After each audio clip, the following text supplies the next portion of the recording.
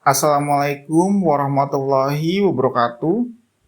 Video ini berjudul Tiga Musuh Allah pada Hari Kiamat yang disebutkan dalam hadis. Sebuah riwayat menyebutkan ada tiga golongan orang yang menjadi musuh Allah Subhanahu wa Ta'ala pada hari kiamat kelak. Lantas, siapa tiga golongan yang dimaksud tersebut? Allah Subhanahu wa Ta'ala memiliki sifat Maha Pengasih dan Maha Penyayang. Allah Subhanahu wa Ta'ala mencintai dan menyayangi seluruh manusia, namun perbuatan buruk dan keji mereka yang membuatnya membenci dan akan menjadikan mereka musuh Allah pada hari kiamat nanti. Dalam buku 1100 hadis terpilih karya Muhammad Faiz Ahmad terdapat sebuah hadis qudsi yang menyebutkan tiga golongan orang yang menjadi musuh Allah Subhanahu wa Ta'ala pada hari kiamat kelak. Rasulullah Shallallahu Alaihi Wasallam bersabda, yang artinya ada tiga golongan orang yang kelak pada hari kiamat akan menjadi musuhku. Barang siapa menjadi musuhku, maka aku memusuhinya. Pertama, seorang yang berjanji setia kepadaku, lalu dia ingkar atau berkhianat. Kedua, seorang yang menjual orang yang merdeka atau bukan budak, lalu memakan uang harga penjualnya. Yang ketiga, seorang yang mengkaryakan atau mempekerjakan seorang buruh, tapi setelah menyelesaikan pekerjaannya, orang tersebut tidak memberinya upah. Hadis riwayat Ibnu Majah. Tiga musuh Allah SWT di hari kiamat. Dari hadis di atas disebutkan ada tiga orang yang akan diperlakukan sebagai musuh oleh Allah SWT. Mengutip buku 160 materi dakwah pilihan karya H. Ahmad Yani, berikut ulasan lengkapnya. Nomor 1. Orang yang ingkar janji.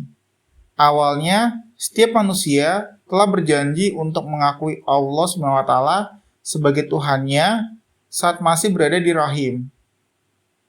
Apalagi dia mengaku beriman sudah seharusnya tunduk, maka bila tidak dia ingkar janji dan Allah SWT tidak menyukainya. Hal ini pula yang menjadi salah satu sifat orang munafik. Rasulullah Shallallahu Alaihi Wasallam bersabda, yang artinya tanda orang munafik ada tiga: apabila berkata dusta, bila berjanji ingkar, bila dipercaya khianat. Hadis riwayat Bukhari dan Muslim. Allah SWT juga melarang manusia mengingkari janji yang telah dia buat. Sebagaimana dijelaskan dalam surat An-Nahl ayat 91 yang berbunyi, yang artinya, tepatilah janji dengan Allah apabila kamu berjanji. Janganlah kamu melanggar sumpahmu setelah meneguhkannya, sehingga kamu telah menjadikan Allah sebagai saksimu terhadap sumpah itu. Sesungguhnya Allah mengetahui apa yang kamu kerjakan. 2. Orang yang melakukan perdagangan manusia. Setiap orang punya hak untuk hidup merdeka. Oleh karena itu, tidak dibenarkan bila ada orang yang menjual manusia lalu memakan uangnya. Mengutip buku Ketahanan Keluarga dalam Perspektif Islam, Pandangan Komisi Pemberdayaan Perempuan, Remaja dan Keluarga, Majelis Ulama Indonesia, tulisan Amani Lubis dan kawan-kawan, menjelaskan bahwa hukum dasar muamalah perdagangan adalah mubah kecuali yang diharamkan dengan nas atau disebabkan gharar atau penipuan. Hukum perdagangan manusia ini tentunya haram sebab manusia tidak dapat diperjualbelikan layaknya hewan.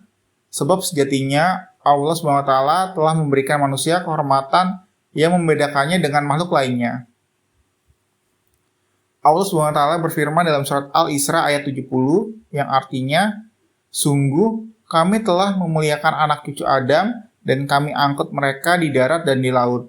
Kami anugerahkan pula kepada mereka rezeki dari yang baik-baik dan kami lebihkan mereka di atas banyak makhluk yang kami ciptakan dengan kelebihan yang sempurna.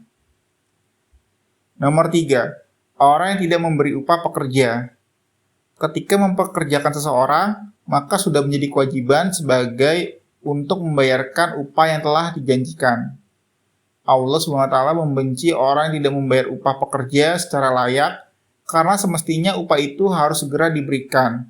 Rasulullah SAW bersabda yang artinya, berikanlah kepada buruh upahnya sebelum kering keringatnya.